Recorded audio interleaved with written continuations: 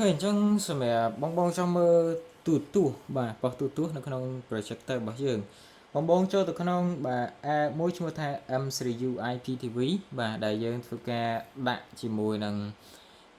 ប៉ុស្តិ៍1000ប៉ុស្តិ៍ជាងទាំងខ្មែរទាំងបរទេសបាទហើយវានឹងធ្វើការទាញយកជាមួយនឹងប៉ុស្តិ៍នឹងថ្មីបាទបានន័យថានៅពេលដែលខ្ញុំ update អីចូលវានឹងធ្វើការបាទចូលទៅក្នុង server គ្រប់បាទភ្ញៀវដែលទិញ projector ពីខាងពួកយើងតែម្ដងណាបាទនេះឃើញអត់វាមកហើយឃើញទេខ្ញុំសុំបិទសលេងបន្តិចបាទរបៀបដូរប៉ុស្តិ៍ងាយទេអ្នកនរគ្នាអាចចុចប៊ូតុងលើក្រោមនេះបានឃើញទេយើងចុចដូរប៉ុស្តិ៍ទៅមកបានឬក៏យើងអាចចុចខាងឆ្វេងដៃមួយឃើញឈ្មោះប៉ុស្តិ៍មកអ្នកនរគ្នាឃើញអត់យើងចង់មើលអីចង់មើលព័ត៌មាន fresh new អីចុចលើ fresh new អីអញ្ចឹងមកណាបាទយើងចុចមកឆ្វេងទៀតមកយើងចង់មើលប៉ុស្តិ៍មួយហ្នឹងយើងចុចទៅលើឈ្មោះប៉ុស្តិ៍មួយហ្នឹងអញ្ចឹងមកណាបាទ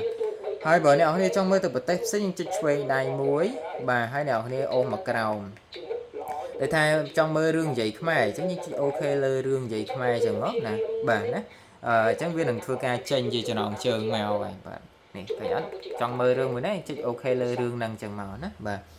អញ្ចឹងរឿងនេះគឺយើងស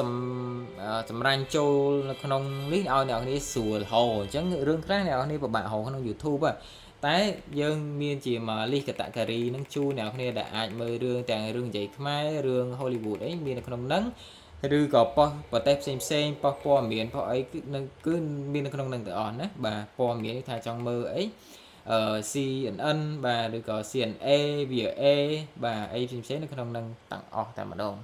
បាទនេះឃើញទេបាទអូខេអញ្ចឹងមានប៉ុណ្្នឹងទេបាទហើយបងឆ្ងល់អីអាចសួរបន្ថែមតាក់ទងជាមួយប៉ុស្តិ៍ទូរទស្សន៍នឹងបានណាខ្ញុំចង់បញ្ជាក់មួយទៀតពេលខ្លះប៉ុស្តិ៍មួយចំនួនយើងមើលអត់បានដោយសារវា error ទី1ដោយសារតែប៉ុស្តិ៍ហ្នឹងគេ offline គេអត់តន់ផ្សាយអញ្ចឹងហើយអ្នកនរគ្នាអាចធ្វើការរងចាំសិនតែបើរងចាំយូរអត់ឃើញផ្សាយអាចធ្វើការឆាតមក page ដើម្បីខាងពួកយើង update ជូនអ្នកនរគ្នាបានណាបាទអរគុណ